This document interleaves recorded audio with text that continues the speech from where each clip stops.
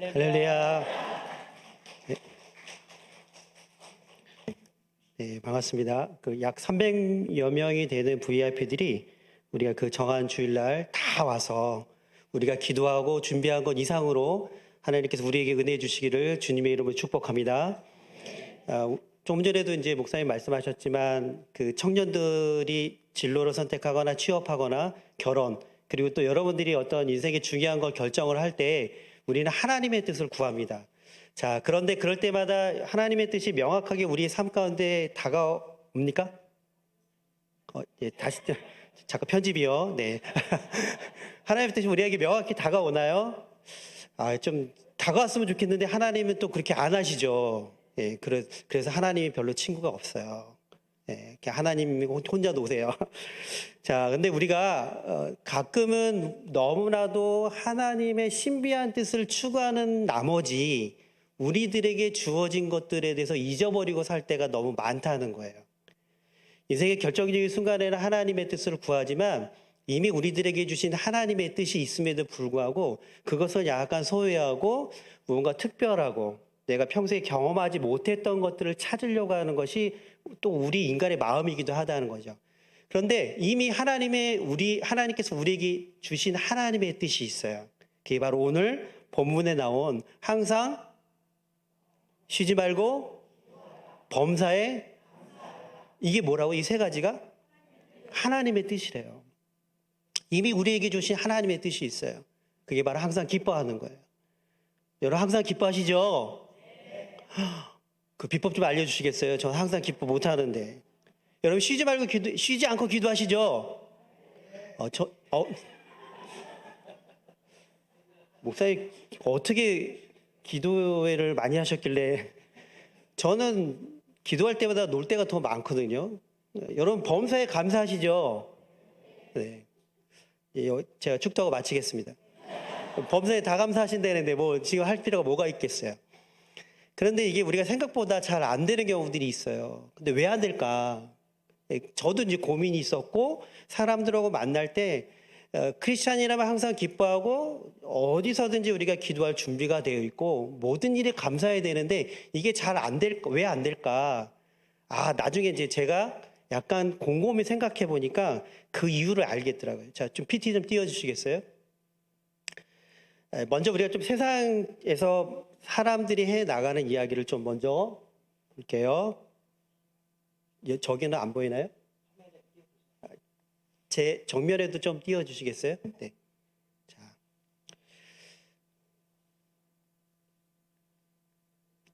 아이고. 자, 하나님을 믿어도 우리의 삶 가운데는 있잖아요. 비바람이 와요. 그리고 고난도 오고요. 어려움도 온답니다. 우리가 시험이 오거나 고난이 올 때 내가 하나님을 잘 못 믿어서 오는 것이 아니라는 것이죠. 때로는 내가 잘 믿고 정말 기도도 잘 되고 하나님의 은혜에 충만할 때도 우리에게 시험이 올 때가 있고요. 고난이 올 때가 너무 많다는 거예요. 그런데 다른 한편으로는 우리가 바라는 것은 햇빛이 쨍쨍 찌고 날씨가 좋은 날씨만이 오길 바라는 그런 경우들이 있거든요. 근데 만약에 우리 인생에 매일매일 비바람이 없고 먹구름이 없이 쨍하고 해 뜬 날만 계속 지속된다면 어떻게 될까요? 지루하세요? 여러분, 매일매일 해만 뜨는 땅이 있어요. 그게 어디죠? 그렇죠. 사막이에요, 사막. 때는 우리 삶 가운데 고난이 오고 어려움이 올 때 우리는 왜 이러지? 내가 하나님을 잘 믿었는데도 왜 이러지? 근데 그게 어떨 때는 선물일 수도 있다는 거죠. 하나님께서 주신 그 귀한 것을 귀하게 알아차릴 수 있는 선물이라는 거예요. 많은 사람들은 이거를 뭐라고 얘기하냐면 행복이라고 얘기해요. 그래서 세상 사람들이 요즘에 가장 많이 쓰는 단어 중에 하나가 뭐냐면 행복이라는 단어예요. 그러니까 행복함을 위해서 때로는 자기가 절제하기도 하고 행복감을 위해서 다른 포기하기도 하고 그렇게 살아가는 경우들이 많다는 것이죠. 그렇다면 날마다 주 안에서 행복한 삶을 살기 위해서 어떻게 해야 될까? 그게 뭐냐면요. 제가 좋아하는 그런 말이 있어요. 캐릭터가 있어요. 자, 이거예요. 이거. 자, 이게 주일학교 학생들이 있으면 금방 알 텐데요. 곰돌이 푸우예요. 곰돌이 푸우라는 만화 캐릭터인데요. 이 곰돌이 푸우가 뭐라고 얘기했냐면 매일 행복하진 않지만 행복한 일은 매일 있어. 이렇게 얘기했어요. 이게 무슨 말이에요? 나는 매일 행복하지 않은 것 같아요. 여기만 봐도 불만, 여기 봐도 불만이야. 근데 가만히 보니까 행복한 일은 매일 있다는 거예요. 여러분 네잎클로버 아시죠? 우리는 네잎클로버를 찾으려고 막 그 많은 클로버가 있는 데서 열심히 찾아요. 네잎클로버 잘 찾아지나요? 안 찾아져요. 근데 네잎클로버의 뜻이 뭐죠? 행운이에요, 행운. 그 많은 클로버 속에서 이 행운을 상징하는 네잎클로버 찾는 것이 너무 어려워요. 그런데 클로버가 대개는 잎 사이기가 몇 가지죠? 3개예요, 3개. 이 세잎 클로버의 뜻이 뭔지 아세요? 이게 행복이에요. 그 수많은 클로버는 다 행복을 뜻하고 가끔씩 우리가 찾을 수 있는 네잎 클로버는 행운을 뜻하는 거예요. 하나님은 우리에게 이미 많은 행복의 요소를 우리에게 주셨어요. 그런데 사람들은 내게 이미 주어진 행복보다는 주어지지 않는 행운을 찾으려고 하는 그런 마음들이 많이 있다는 것이죠. 그렇다면 많은 사람들이 행복을 추구할 때 있어서 이 요소들이 있다는 것이죠. 그 요소가 뭐냐? 이거를 심리학자들이 조사를 했어요. 사람이 행복하려면 어떤 조건들이 필요한가? 추리다 보니까 3가지의 조건을 추렸다는 것이죠. 그래서 한 가지 조건은 50%, 한 가지 조건은 40%, 마지막은 10%래요. 자, 50%가 뭘까요? 자, 이렇게 물어보면 너무 뜬금없죠. 그래서 제가 힌트를 하나 드릴게요. 요 3가지 중에 하나예요. 외부적 환경, 그 다음에 행복 유전자, 의도적인 행동, 요 3가지가 있습니다. 이 3가지가 행복을 구성하는 3가지 요소인데요. 3가지 중에 뭐가 50%일 것 같아요? 자, 한번 손 들어볼까요? 외부적 환경이 좋아야지 내가 행복하다. 손 들어보세요. 자, 네, 한 분. 자, 손 내리시고. 손 안 드시는 분 없기. 네. 괜히 묻어가면 안 됩니다. 자, 이건 유전자다. 타고나는 거다. 자, 그게 50%다. 네. 자, 손 내리시고요. 그러니까 약간 외모에 자신 있는 분들이 이제 손을 드세요, 이때. 격하게 드신데. 자, 그럼 의도적인 행동이 50%다. 네. 손 내리시고요. 안 드신 분들은 많은 쪽이죠? 네. 자, 심리학자들은 이걸 어떻게 발견했냐면요. 50%가 행복 유전자래요. 타고나는 거래요. 그러니까 어떤 사람의 성격이래, 성품, 성격이 같은, 그러니까 낙천적인 사람이 있잖아요. 뭘 해도 낙천적인 사람. 노세, 젊어서 노세. 지금 뭐 고난이 닥쳐도 에이 이러는 사람들이 있어요. 그러니까 지금 시험을 갖다가 뭐 예를 들어서 이제 이거 녹화되는 거 아니죠? 네, 저희 막내가 이 스타일이에요. 학교 성적을 정말 겸손하게 받아도요.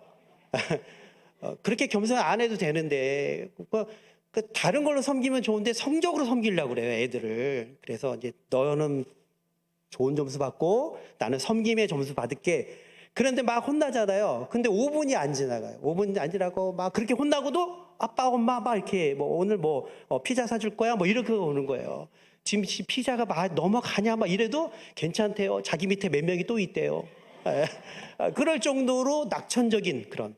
그리고 약간 사춘기 그 친구들은 또 외모나 어떤 그 분위기 이런 거에 대해서 되게 이제 자존감이 많이 좌지우지 되거든요. 그래서 그게 50%예요. 그러면 여기서 가운데 이쯤에서 중간쯤에서 저건 나한테 해당이 안 되는데 그럼 난 행복하게 글렀어. 실망할 필요가 없어요. 왜요? 아직 50%가 남았잖아요. 자, 그럼 50% 중에 어떤 게 40%일까요? 그렇죠. 외부적 환경이에요. 의도적인 행동이에요. 의도적 행동. 네. 제가 중간에 대사를 누가 치시니까 제가 거기에 넘어갔어요. 잠깐 편집. 자, 제 대사예요. 제 대사. 자, 외부적 환경은 10%고요. 의도적 행동이 40%래요. 그럼 요거를 100분율로 따지면 몇 대 몇이에요? 의도적 행동이 80이고 외부적 환경은 20%래요. 이상하다. 나는 어떤 환경이나 이런 것들이 왔을 때, 좋은 게 왔을 때 나는 정말 행복한데 왜 그럴까? 근데 여기에 비밀이 있어요. 여러분 혹시 여러분들 가운데 누군가가 선물을 아주 정말 큰 거, 상상해보지 못한 선물을 줬어요. 그걸 받았어요. 그러면 그때 기분이 어때요? 아, 부담스러우세요?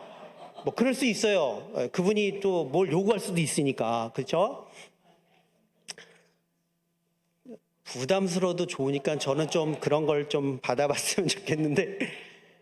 자, 사람들이 이런 예를 들면 뭐 학생들 같은 거 노트북이나 그 핸드폰이나 뭐 고가의 제품을 받으면 기분 좋잖아요. 아니면 가정주부들이 냉장고나 김치 냉장고 바꾸면 좋잖아요. 그럴 때 그게 며칠 가죠? 3일밖에 안 가요? 그럼 3일마다 바꿔야겠네요. 근데 지금 되게 정답을 얘기하셨어요. 그게 왜 그러냐면 외부적 환경이 10%밖에 안 되는 이유가 사람들에겐 쾌락 적응이라는 게 있어요. 아무리 좋은 것도 시간이 지나면 어떻게 돼요? 익숙해져요. 이게 사람마다 달라요. 조금 긴 사람이 있고 짧은 사람이 있어요. 그래서 이 짧은 사람일수록 자꾸 정신줄을 놓으면 안 돼요. 예를 들면 이 쾌락 적응이 빨리 돌아가는 사람들은 쇼핑몰을 너무 많이 시청하시면 안 돼요. 왜냐하면 시켜놓고 저거 오기 전에 마음이 바뀌는 분들 계세요. 그래서 벌써 오기도 전에 반품 생각하고 하는 경우들이 있다는 거죠. 그러니까 아무리 좋은 것도 우리 인생 가운데 시간이 지나면 그것이 적응이 돼서 어떻게 돼요? 그 행복 지수가 떨어지는 거예요. 또 하나는 뭐냐면 정서 예측이라는 게 있어요. 이거는 뭐냐면 사람들이 어떤 일들이 있으면 대부분의 내가 하는 건 어떻게 돼요? 잘 될 거야 라고 생각합니다. 사람들이 옆에서 그렇게 말려요. 네. 그래서 남편분들이 어떻게 해요? 아내에게 정정당당하게 여보 나 주식할 거야 이러고 하는 분들 없어요. 예, 거의 다 몰래 하죠. 예, 왜 그래요? 뭔가 캥기죠?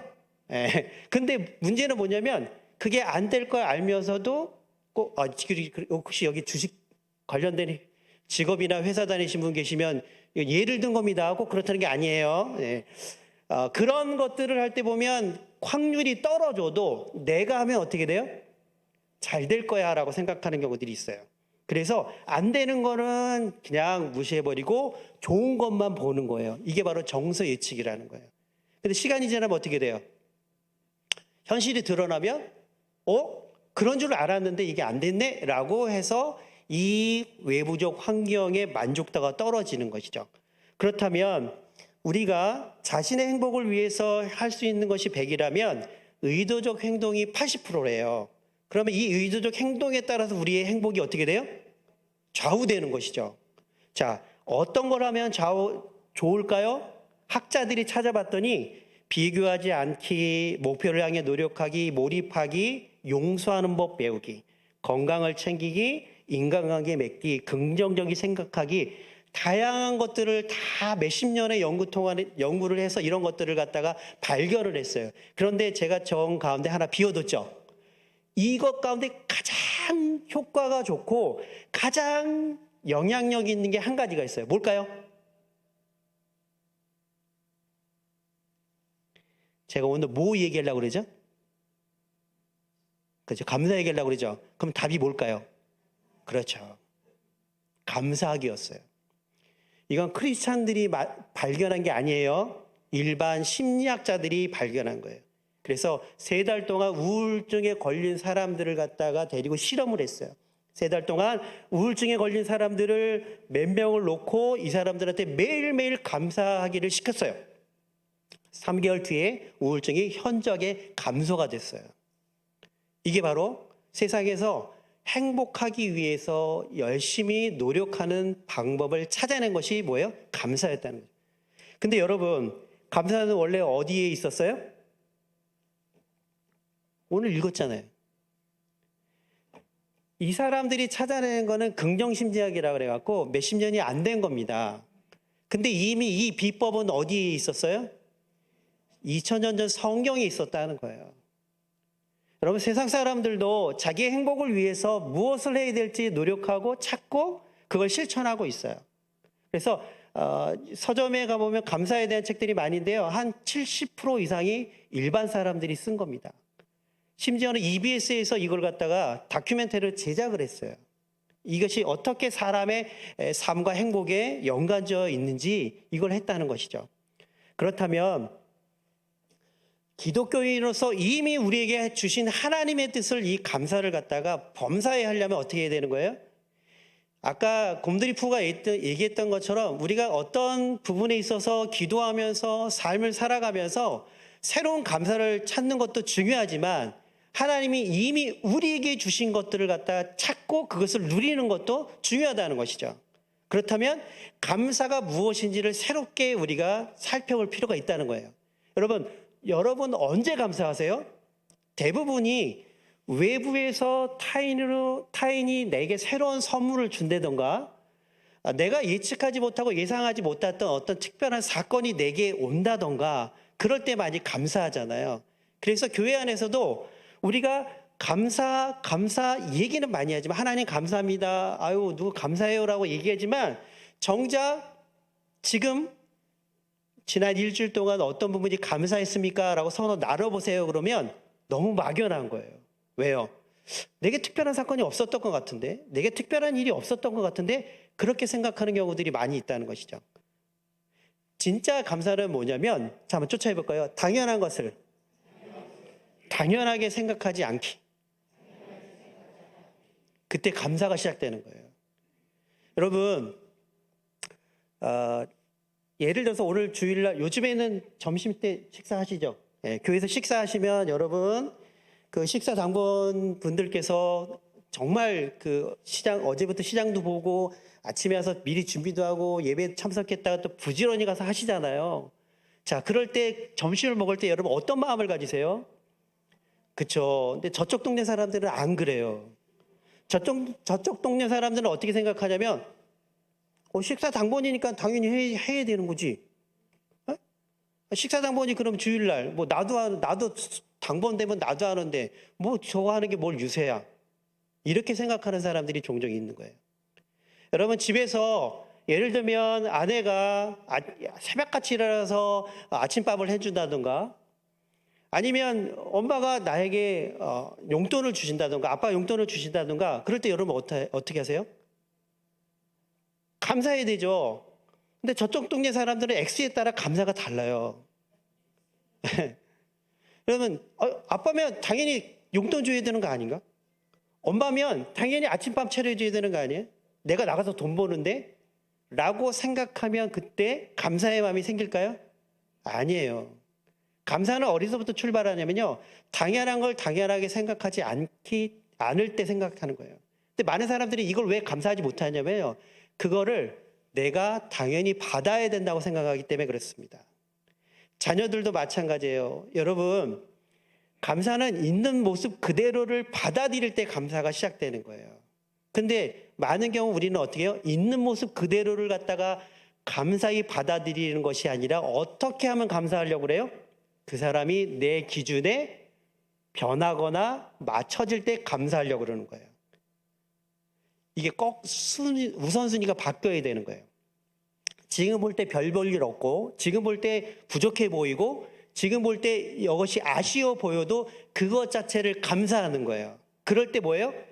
감사의 눈이 띄어지기 시작하는 겁니다. 그러면 지금 정말 내가 볼 때는 너무 부족해 보이는데 감사하라고요? 그러면 어떻게 해요? 버릇 나빠지면 어떻게 해요? 아니에요. 현재를 감사하고 미래를 기대하는 거예요. 근데 우리는 어떻게 해요? 거꾸로 가잖아요. 현재를 어떻게 해요?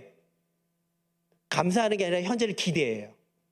현재를 너무 많이 기대하니까 어떻게 해요? 그게 감사로 오지 않는 거예요. 그래서 감사의 출발점은 당연한 것을 당연하게 생각하지 않고 현재를 있는 모습 그대로 어떻게 해요? 감사하는 거예요. 여러분 우리 아까 마지막 찬양이 뭐였죠? 은혜였죠. 은혜의 기본이 뭐예요? 당연한 거를 당연하게 생각하지 않는 것이 은혜였잖아요. 마지막 가사가 그거였잖아요. 감사와 똑같은 거예요. 내가 어떤 사람을 향해서 아니면 VIP를 향해서 우리 가족을 향해서 아이고 저 인간 이렇게 되는 순간 어떻게 돼요? 기대감을 가지고 보니까 감사하기 어려운 거예요. 먼저는 감사하고 그러나 하나님께서 내 가족을, 내 남편을, 내 자녀를 그리고 나 자신을 어떻게 해요? 성장시키고 성숙시키고 변해 주실 것을 기대하는 마음을 같이 갖고 있어야 되죠. 이 순서가 바뀌지 않아야 됩니다. 그래서 감사라는 것은 당연하지 않게 생각하는 것부터 출발하고요. 그리고 고마움을 인식하는 생각입니다. 내 마음이 기쁘지 않고 내 마음이나 내 감정이 조금 이렇게 움직이지 않아도 그 자체로만으로도 아, 감사해라고 생각하기 시작할 때 어떻게 돼요? 상대방을 아니면 어떤 상황을 감사하기 시작한다는 것이죠. 그래서 이 감사를 어떻게 열어야 되느냐? 먼저는 뭐예요? 우리의 언어가 바뀌어야 돼요. 우리의 언어가. 여러분, 교회에 와서 하나님 말씀을 듣고 읽고 묵상하는 거 가장 중요한 포인트가 뭐냐면요. 이것은 성경적인 지식을 우리가 많이 알기 위해서 하는 게 아니에요. 뭐예요? 내 생각과 내 마음과 내 삶 자체가 뭐예요? 하나님의 말씀으로 채워지는 것이죠. 내 언어가, 내 생각이 하나님의 믿음의 언어로, 믿음의 생각으로, 그리고 그 믿음의 생각이 우리의 행동으로 나타나서 우리의 인생 자체가 어떻게 되는 거예요? 감사하는 인생으로 되어지는 거예요. 여러분, 우리 인생을 감사합시다라고 해서 되어지는 게 아니에요. 어디서부터 출발하는 거예요? 우리의 말부터 출발하는 거예요. 어떻게 해요? 당연한 걸 당연하게 생각하지 않고 즉시 그거를 감사합니다라고 고백하는 거예요. 한번 해볼까요? 감사합니다. 이것이 우리 입술 가운데 익숙해져야 돼요. 이 부분이 제일 정말 중요하다는 것이죠. 그러면 믿음 안에서 우리가 어떻게 말하고 어떻게 생각할 건가? 이 네 가지의 패턴이 있습니다. 첫 번째는 자기 자신, 두 번째는 다른 사람, 세 번째는 내가 처한 상황, 네 번째는 자신이 하는 일이에요. 이 네 가지 영역에서 우리가 매일매일 이미 주어진 감사를 찾고 그 감사를 통해서 내 입술로 내 생각으로 감사의 것으로 다가가기 시작하면 우리의 삶이 어떻게 돼요? 행복한 것은 없지만 행복한 일은 매일 있어. 이것이 뒤집어지기 시작합니다. 내가 모든 보는 것들이, 생각하는 것들이, 말하는 것들이 감사하기 시작한다는 것이죠. 자, 한번 읽어볼까요? 시작. 자기 자신을 하나님의 관점으로 대하라. 자, 먼저는 중요한 게 뭐냐면요. 여러분, 누군가를 사랑할 때 내가 나를 사랑하지 않으면 누군가를 제대로 사랑할 수 있을까요? 그렇지 않아요. 네. 다른 사람을 볼 때도 마찬가지입니다. 다른 사람을 감사의 눈으로 보려면 나 자신이 감사해야 돼요. 근데 그 감사하려면 어떻게 되냐면 나 자신을 하나님의 관점으로 대하는 것이 대단히 중요하다는 것이죠. 자, 여러분 하나님의 전능하심을 믿으시죠? 근데 새벽 기도 나올 때도 믿으세요? 좀 더 부연 설명을 할게요. 새벽 기도 하려면 일어나자마자 제일 먼저 뭘 봐요? 거울을 보죠. 화자가 난 거울 속에 비친 내 얼굴을 보고 하나님의 전능하심을 믿으시냐고요. 이제 이해하셨군요. 저쪽 동네 사람들은 이때 고민하기 시작해요. 하나님은 분명히 교리적으로 전능하신데 새벽에 내 얼굴을 보니까 하나님이 아니신 것 같아. 약간 재료를 덜 쓰신 것 같기도 하고 약간 주무시다가 실수하신 것 같고. 제가 사춘기 때 거울 보면서 그랬어요. 하나님, 이 눈을 만드시는 김에 조금만 더 째시지. 제가 눈이 작거든요. 그래서 재미난 에피소드가 뭐였냐면 제가 부목으로 있던 교회가 이제 길이가 되게 길었어요. 그러면 예배 시간에 이제 사회를 보잖아요. 그럼 사회를 보고 목사님 설교하실 때는 이제 제가 이제 지금 목사님 있는 위치에 앉았거든요. 그럼 멀리서는 항상 오해를 해요. 김 목사님 지금 잔다? 저 봐, 눈이 감았잖아. 그래서 제가 그랬어요. 여러분, 지금 제 눈 다 뜬 거예요. 예. 이런 거예요, 이런 거. 그런데 하나님의 관점으로 저를 보니까 이 작은 눈도 어떻게 돼요? 이렇게 생각하는 거, 뒤집어서. 집중해서 볼 수 있는 영역이 좁아진다. 눈이 크면요, 이게 돌리느라고 시간 걸리잖아요. 저는 돌릴 필요가 없어요. 돌릴 때도 없고요. 그러니까 집중해서 보는 거예요, 이렇게. 이게 뭐예요? 생각의 전환이에요. 많은 사람들은 자기 자신을 갖다가 어떻게 보냐면 인간의 본성은 자기에게 주어진 좋은 것을 보기보다는 뭘 봐요? 부족하고 고치고 싶은 걸 보는 거예요. 여러분, 제가 학부모 기도회 때 어떻게 얘기했냐면 여러분의 자녀 장점 100가지를 써오세요 라고 300명의 엄마들한테 숙제를 해줬어요. 어느 교회에서. 그랬더니 몇 명이 써왔게요? 1명 써왔어요. 나머지 299명은 자기 자녀의 장점 100가지를 못 써온 거예요. 그래서 제가 실험을 했어요. 여러분, 여러분의 자녀의 고치고 싶은 점 100가지를 한번 써보세요. 그랬더니 10분 만에 다 써요. 자, 그러면 그 아이들이 정말 나쁜 아이들이나 잘못된 아이들일까요?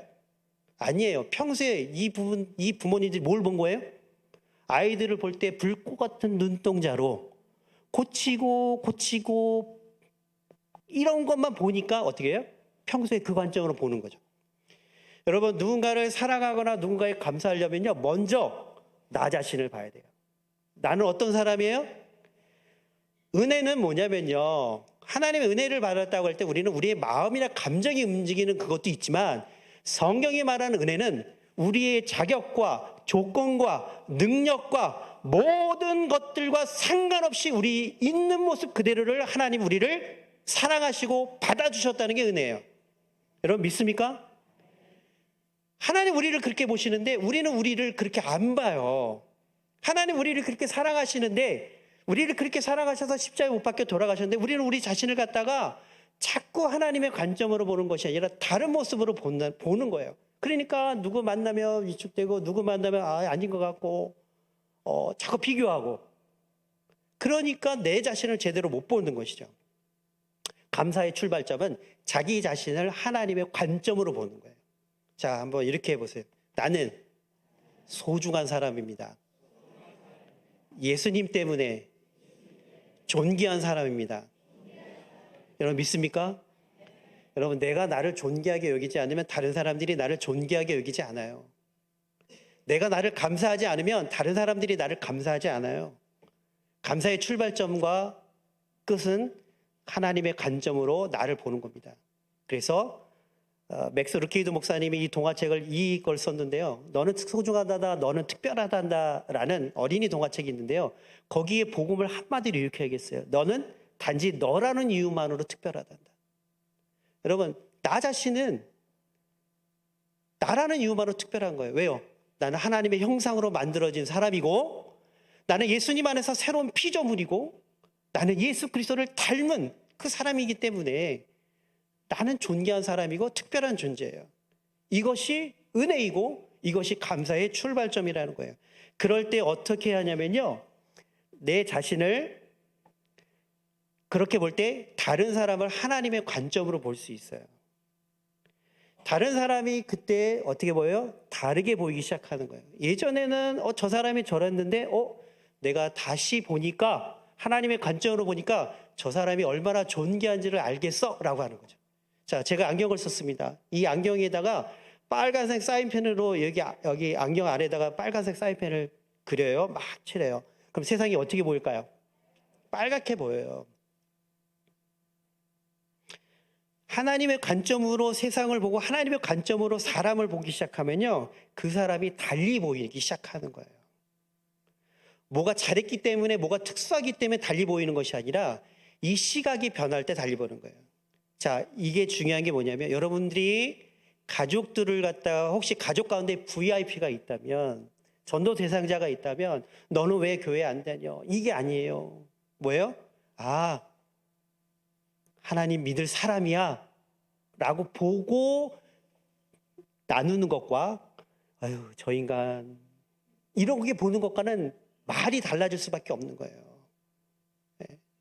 그래서 여러분들이 다른 사람, 특별히 가족들을 하나님의 관점으로 보고 사랑하고, 현재를 사랑하고 미래를 기대하는 거예요. 하나님께서 우리 남편, 우리 자녀들, 우리 부인, 하나님께서 반드시 구원하여 주시고 하나님의 사람으로 만들어 주시고 하나님의 성숙된 사람을 만들어 주셔서 우리 가족이 예수 믿는 가정, 우리 가족이 예수 믿는 예수 천국을 이룰 걸 믿습니다라고 하는 그 관점으로 가족을 대할 때, 그때 뭐가 시작돼요?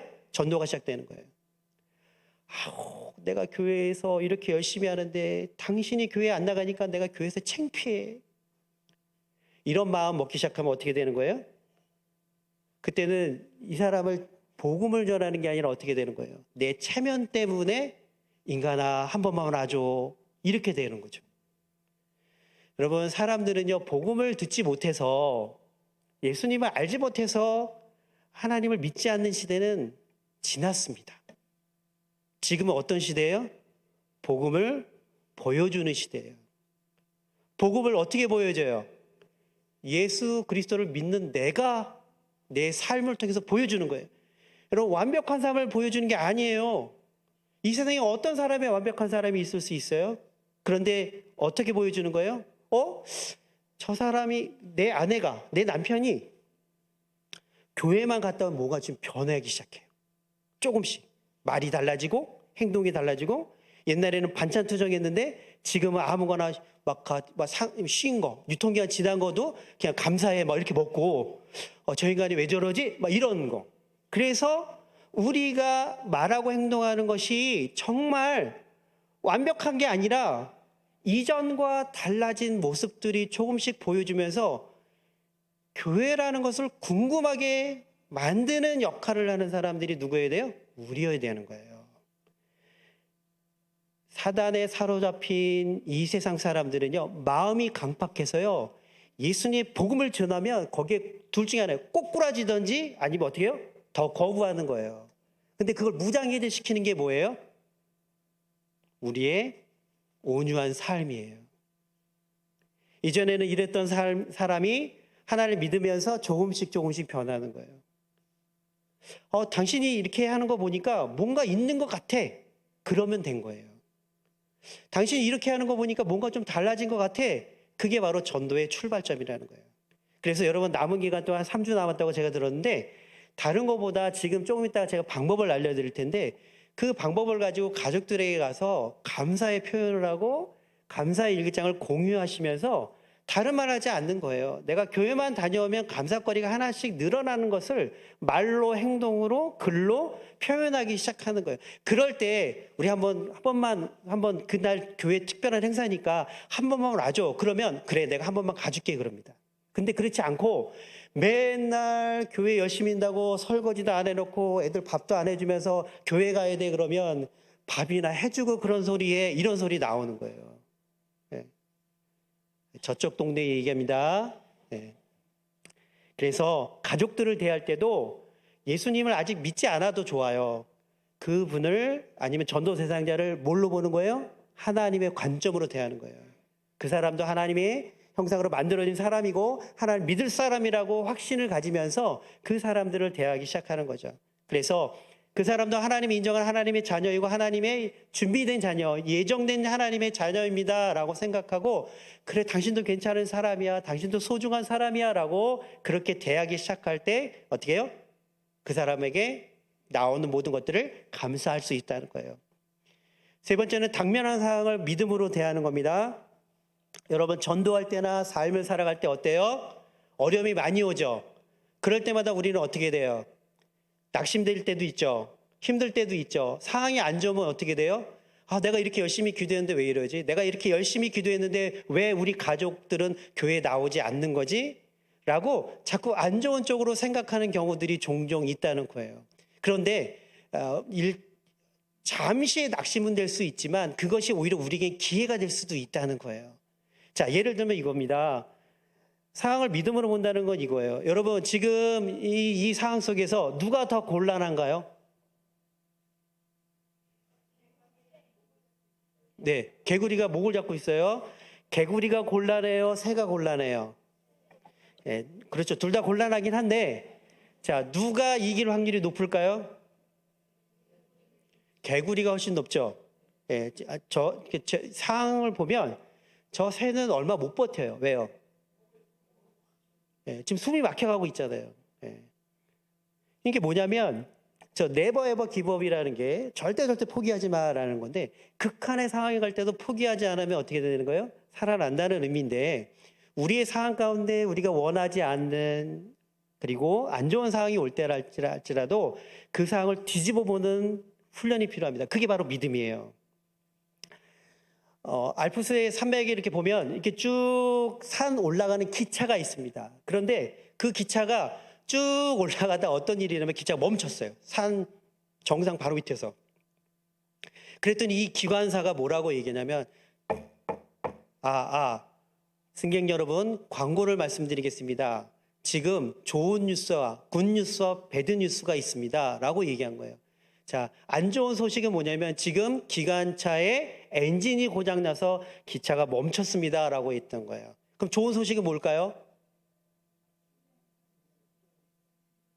이분이 뭐라고 얘기냐면 그런데 좋은 소식이 있습니다. 좋은 소식은 여러분이 타고 있는 것이 비행기가 아니라 기차라는 사실입니다. 라고 얘기한 거예요. 만약 비행기 있으면 어떻게 했어요? 다 죽었죠? 근데 기차니까 어떻게 돼요? 그 엔진을 고치러 누가 올라오든지 아니면 그냥 거기 내려서 그냥 구경하면서 내려오면 되는 거예요. 또 하나의 사건은 뭐냐면 남북전쟁 때 군대 360도로 포위를 당했어요. 그랬더니 많은 그 부하들이 뭐라고 했냐면 장군 이제 우리는 전면적으로 포위를 당했기 때문에 항복해야 됩니다라고 했더니 이 장군이 웃으면서 뭐라고 얘기냐면 자 이게 하나님이 우리에게 주신 기회다. 이제 나가서 아무데나 쏴라 이랬어요. 뭐냐면 360도를 적군이 둘러싸고 있으니까 아무데나 쏴도 누가 맞는 거예요? 적군이 맞는 거예요. 그런데 부하들은 뭐 생각했어요? 포위된 것만 생각했죠. 이게 바로 시선의 전환이에요. 여러분, 우리에게 고난이 왔을 때 그 고난은 피하고 싶은 고난이 많이 있죠. 그럴 때, 왜 하나님 내게 이 고난 주셨어요?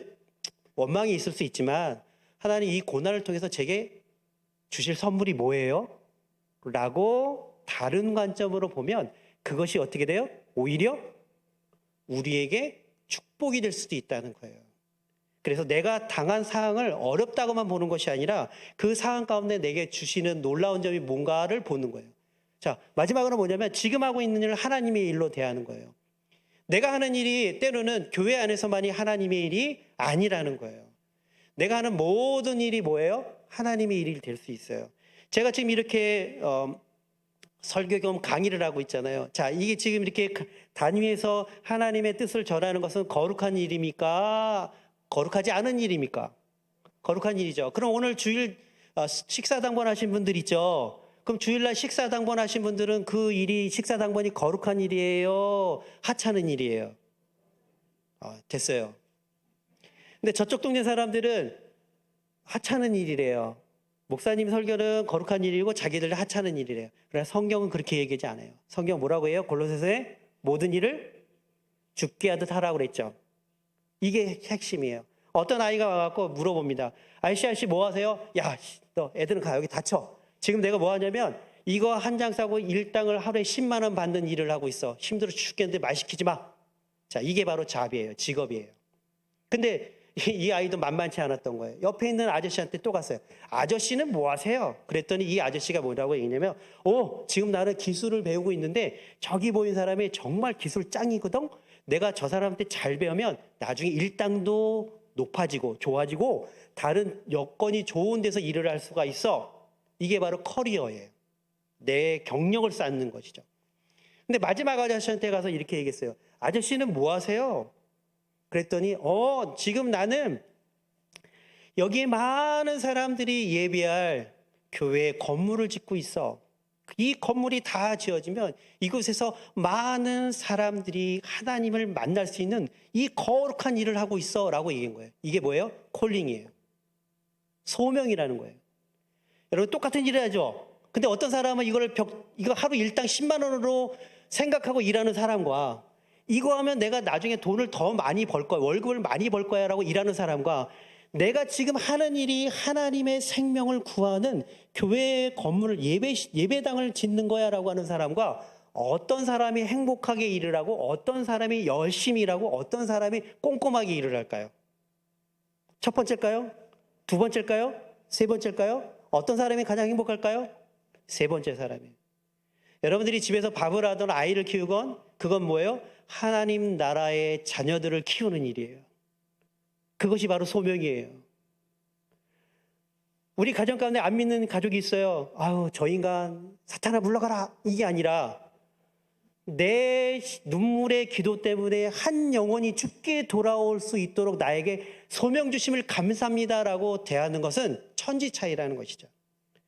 내가 모든 일을 주님께 하듯이 할 때 내 생각과 말과 행동과 태도와 다른 사람이 볼 때 그 영향력은 달라질 수밖에 없는 거예요. 자, 그러면 이것이 우리의 삶 가운데 현실적으로 매일매일 이루어지려면 어떻게 하면 좋을까요? 자, 그게 대표적으로 뭐예요? 감사일기 쓰는 거예요. 자, 이제 얼마 안 남았습니다. 10분도 안 돼요. 예, 그 안에 끝낼 겁니다. 자, 감사일기는 세 가지만 생각하면 돼요. 첫 번째는 감사를 발견하고, 두 번째는 감사를 표현하고, 세 번째는 감사를 만들어주는 거예요. 자, 여러분이 어떤 일이 있거나 사건이 있거나 사람에게 있을 때 가장 최근에 당연한 걸 당연하게 생각하지 않을 수 있는 게 뭐가 있을까요? 떠오르는 거 있으세요? 자, 이게 이제 여기서 훈련하는 거예요. 자, 여러분들의 이제 가족을 한번 봅시다. 아니, VIP를 생각해 봅시다. 그 사람과 최근에 만났을 때 큰 게 아니라도 좋아요. 어떤 일들 가운데 만났던지, 어떤 사건이 있던지, 아니면 어떤 말이 있던지, 평소보다 다른 것이 아니라 그냥 그 모습에서 당연한 걸 당연하게 생각하지 않을 수 있는 게 뭐가 있을까요? 그걸 찾아내는 거예요. 그러면 어려워하시는 것 같은데 제가 샘플을 보여드릴게요. 이렇게 쓰는 거예요. 그날의 고마운 일의 제목만 적는 거예요. 타이틀만. 그래서 예를 들면 저녁 식사 맛있었습니다. 아내의 수고에 감사합니다. 이게 감사해요. 두 번째, 건강검진을 통해 미리 문제가 발견돼서 감사합니다. 세 번째, 빙판길에서 넘어졌는데 멍만 약간 들어서 감사합니다. 자, 눈치채셨죠? 누구 걸까요? 네, 제 거예요, 제 거. 네. 제가 이렇게 쓰거든요. 이렇게 쓰는 거예요. 그러니까 일기라고 그러니까 갑자기 그냥 뭐 옛날에 우리 방학생 때 생각해갖고 날씨 쓰고 뭐 기상청에 전화한 거 생각하고 이러니까 일기라고 그러니까 너무 위축된데 이게 아니라요. 그냥 그날 있었던 것 가운데 당연한 걸 당연하게 생각하는데 평범하지만 내 기억에 남는 거를 갖다 하는 거예요. 특별히 이거를 VIP와 관련된 거 아니면 가족과 관련된 것을 떠올리는 거예요. 많이 떠올리지 않아도 돼요. 한 가지도 좋고 두 가지도 좋고 세 가지도 좋은 거예요. 자, 이 정도만 하실 수 있죠. 이제 실천하려니까 이제는 대답을 못 하시는군요. 제일 좋은 방법은요, 빈 노트를 갖다가 식탁, 그러니까 저희 집이 써먹었던 방법인데요. 빈 노트를 식탁 위에 올려놓습니다. 그리고 지나갈 때, 생각날 때 거기다가 쓰는 거예요. 누구에게 감사한 거. 가족들에게 감사한 걸 쓰는 거예요. 길게 안 써요. 한 문장이에요, 한 문장. 한 문장 쓰면 그 다음 사람이 어떻게 해요? 그걸 보겠죠. 그러면 그 연이어서 또 쓰는 거예요. 그러다 보면 그게 한 장, 두 장, 세 장이 되면 가족의 역사가 되기도 하고요. 아, 이날 이렇게 해서 감사했구나. 내가 이렇게 표현했구나. 이런 걸 알 수가 있는 거예요. 자, 이거를 쓰기 어려우면 말로라도 표현하시면 좋아요. 가족들에게, VIP에게. 가장 쉬운 것 중에 하나가 뭐예요? 그 사람이 뭐 바빠서 갈지 안 할지 모르겠어 라고 할 때도 어떻게 해요? 굳히게 하는 거죠. 11월 며칠이죠? 9일인가요? 19일. 이렇게 하는 거 미리 굳히는 거야. 딱 만났으면 그날 와봐. 그날 와봐. 그래, 올 거지? 이렇게 하면 안 돼요. 와줄 걸 믿고 내가 미리 감사할게. 이렇게 선수를 치는 거예요. 네. 그래서 말로도 하고 카톡으로도 보내주고 내 초대에 응해줘서 감사해. 아직 오지도 않았는데 응해줘서 감사해. 이렇게 계속 보내는 거예요. 그러면 그게 어떻게 돼요? 부담감이 돼서도 와요. 근데 우리는 너무 신사적이에요. 바쁘면 뭐 아니에요. 바쁘면 뭐 이렇게 하면 그러면 그 사람이 그냥 바빠 이렇게 돼요. 그러니까 어떻게 해요? 말을 하시던지 이렇게 한 문장으로 해서라도 끊임없이 어떻게 해요? 보내시는 거예요. 언제 보내야 돼요? 아침에. 저녁에 자기 전에 보면 꿈에 나타나니까 아침에 보내는 거예요. 기분 좋을 때. 아침에는 되게 기분이 좋잖아요, 하루를. 근데 이제 막 늦은 시간이나 피곤한 시간에는 보내지 않는 겁니다. 자, 그래서 그날의 고마운 일을 갖다 가족들끼리 할 때 감사노트에 적으시고 카톡으로 보내주시고 만날 때마다 말을 하시는 거예요. 가족들 안에서도 말을 하시는 거예요. 자, 제가 숙제를 내드릴게요. 검사하진 않습니다. 오늘 당장 댁에 가셔서 우리 가족 가운데 다 교인이어도 상관없습니다. 꼭 하나, 몇 가지요? 한 가지라도 감사의 표현을 하세요. 길게 말고 짧게. 그리고 감사 표현한 다음에 자, 이게 지금 두 번째로 넘어가는 건데요. 감사를 표현하는데 어떻게 하냐면 길게 하지 마세요. 그리고 그 다음번에 그런데라는 말 하지 마세요. 대부분의 엄마들이 어떻게 하냐면 이거 누구야 너 이게 참 이렇게 감사해. 그런데 이것도 이렇게 나오는 경우 있어요. 그러면 안 돼요. 그리고 또 하나는 뭐냐면요. 먹여주고 하세요. 막 배고픈데 짜증난데 거기다 대고 아이고 너 진짜 태어나서 감사하다. 이러면 감동이 없어요. 그리고 뭐라고 그래요? 엄마 솔직하게 얘기해. 오늘 교회 무슨 일 있었지? 뭐 오늘 뭐 교육받고 왔어? 뭐 이렇게 나온다고요. 그러니까 지나가듯이 슬쩍슬쩍 요즘에 뭐 하나 힘들지? 그 모습 보면서 엄마 너무 감사해. 뿌듯해서 감사해. 그리고 다른 얘기 하는 거 아니에요. 거기서 꼭 엄마들은 그렇게 얘기한다면 뭐예요? 예. 티내든지 다른 요구 조건을 꼭 사족을 달아요. 근데 그렇게 하지 말고. 그러니까 남편이 그냥 한번 설거지했어요. 어느 날 진짜 우연하게 이렇게 진짜 이상할 리만큼 설거지를 했어요. 그럼 어떻게 돼요? 보기 좋잖아 매일 하면. 이렇게 하면 안 돼요. 얼마나 보기 좋아 매일매일 하면 좋겠어. 이게 아니라 그냥 그때만.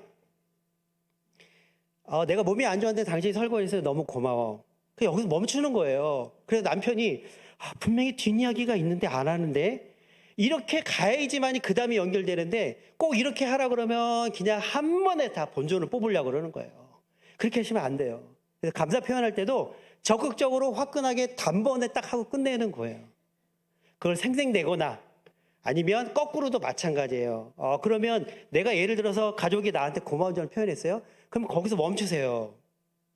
내가 뭐 내가 안 해서 그렇지 하면 다 해. 뭐 그런 거 하지 마시고, 그리고 지난번에도 언제 했잖아. 뭐 옛날 얘기 꺼내지 마시고, 그냥 고마워. 이러고 끝내는 거예요. 말하기가 쑥스럽죠. 그럴 때 어떻게 하면 좋아요? 문자를 보내거나 SNS를 활용하시는 거예요. 그래서 가족들이나 그 사람들이 거기에 기억할 수 있도록 하는 게 중요합니다. 자, 또 하나 힌트인데 이거는 진짜 이 시대에는 너무 어려운 이야기이긴 해요. 뭐냐면 편지를 보내보는 거예요. 편지. 한 10년 전만 해도 한국교회에 이슬비 전도 편지라는 게 유행을 했었거든요. 그때 저도 진짜 뭐 악필인데 막 열심히 썼어요. 근데 요즘에는 제가 얼마 전에 규장에 가서 일 때문에 규장에 가서 물어보니까 이슬비 전도 편지 요즘에 많이 안 쓴대요. 쓰는 사람도 없고 편지를 붙여도 뭐 이렇게 그걸 잘 안 한대요. 다 SNS를 한대요. 그런데 이게 도안이면 뭡니다. 근데 가끔 이게 효과를 보더라고요. VIP들에게 편지를 한번 써보세요. 10월 19일 전에. 네. 근데 이때 편지는 교회 와라, 예수 믿어라 이런 말 하지 마시고 그 사람에게 평소에 있었던 감사의 이야기만 표현하는 거예요. 그것만 하고 딱 멈추세요. 그러면 상대방이 이상한데? 여기 뭔가 더 있을 것 같은데 왜 안 썼지? 이렇게 되는 거예요. 그러니까 우리는 뭐냐면요. 감질나게 해야 돼요. 지금 시대는 저 사람이 딴 데 같으면 막 붙잡고 막 그냥 이렇게 막 이렇게 할 텐데 그게 아니라 감질나게 밀당하듯이 올 거고 뭐라고 세게 얘기할 건데 얘기 안 하고 그렇다고 또 아예 무심한 것 같지도 않고 이게 뭐지? 본인이 헷갈리게. 그리고 언제 결정타를 내리는 거예요? 그 결정타는 나중에 그 총동원 전도주일날 목사님이 내리시는 거예요.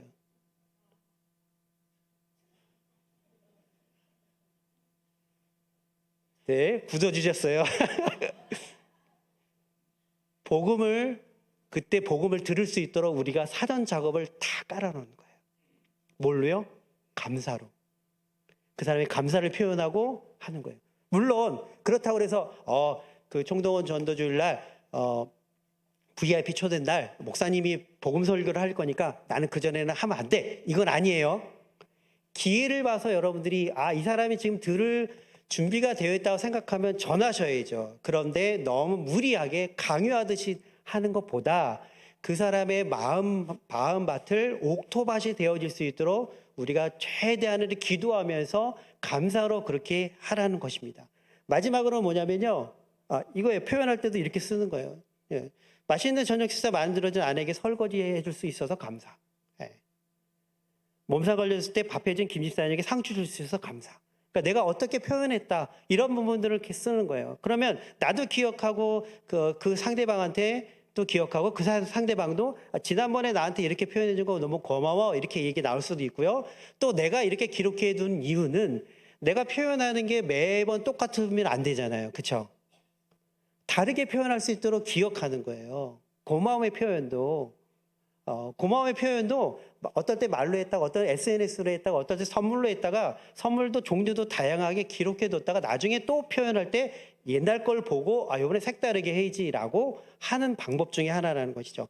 마지막으로는 감사를 만들어주는 겁니다. 받은 것만이 감사가 아니라 주는 것도 감사해요. 그래서 여러분들이 VIP나 가족들에게 많이 주세요. 그리고 만약에 할 수 있다면 가족 감사일기장을 갖다가 가족들끼리 쓸 수 있다면 거기에다가 내가 가족이나 타인이 나에게 대한 감사의 표현이 나올 수 있는 것이 최고의 감사예요. 예를 들어서 저희 막내 같은 경우는 그 감사 18번이 있어요. 그게 뭐냐면 짜장면과 마라탕이에요. 제가 그걸 시켜주면 항상 이렇게 모여서 이번 주에 감사한 거 3가지 나눠볼래? 그러면 저희 막내는 맨날 마라탕, 이번 주에 마라탕 먹어서 감사, 짜장면 먹어서 감사, 이번에 꽃배기여서 감사, 뭐 이렇게 나오거든요. 예, 그러면은 누가 등장한 거예요? 제가 등장한 거죠? 그렇게 돼야 돼요. 내가 누군가에게만 받아서 감사하는 것이 아니라 누군가에게 감사할 수 있도록 조건을, 시간을, 생각을 제공한 것도 감사라는 것이죠. 그래서 저는 교회 안에서 이 감사에 대한 부분들이 펼쳐질 때 마치 약간 이렇게 좋은 뜻으로 경쟁하듯이 여러분들이 감사일기를 쓰시고, 근데 이게 추수감사절 때만 쓰는 게 아니라 매일매일 쓰시면 더 좋거든요. 그때마다 내 감사일기장에 우리 성도들이 거기 등장했으면 좋겠어요. 이 말은 무슨 뜻이에요? 그 사람에게 섬김과 배려와 나눔을 했다는 뜻이죠. 여러분, 그런 일들이 빈번하기 시작하면 교회 안에 갈등이 해소되기 시작합니다. 왜요? 그 사람 쳐다보면 감사거리밖에 내가 찾을 수 없는데, 그 사람 보면 내게 해준 것이 너무 고마운데, 그리고 상대방을 보면 뭐예요?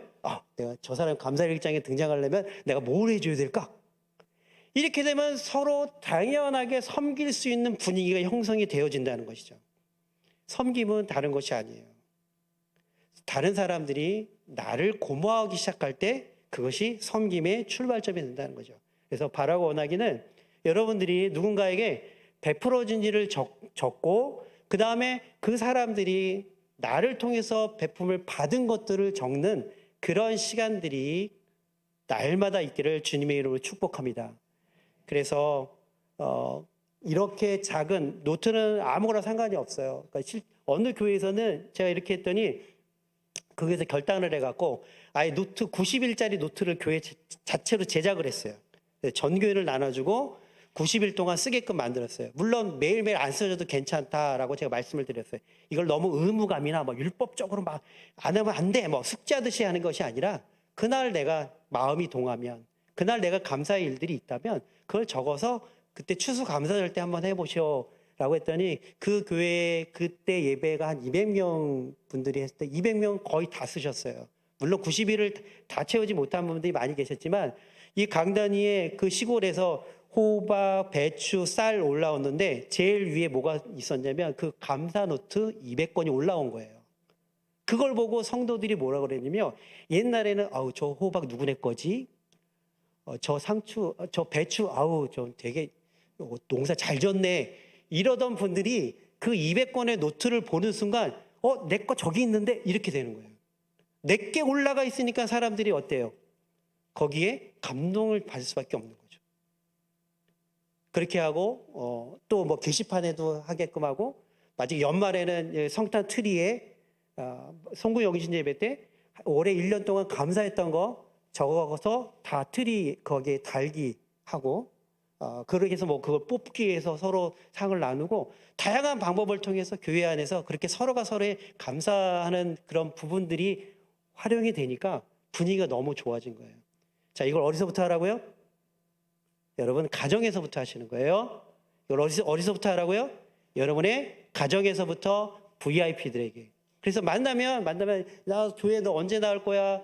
이거는 뭐 약간 뭐 순간 분위기를 봐서 하시고 매번 만날 때마다 오늘 너 만나서 좋은 시간 보내서 너무 고마워, 감사해.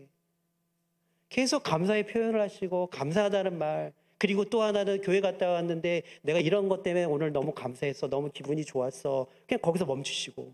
그래서 저 사람을 만나면 왜 삶이 힘들고 어렵고 이 세상 가운데 이 시간 이 세대 가운데 너무 어려운 시대를 걷고 있는데 왜 저 사람은 말만 하면 감사하다고 그럴까? 왜 저 사람은 저렇게 힘든데도 얼굴 표정이 좋을까?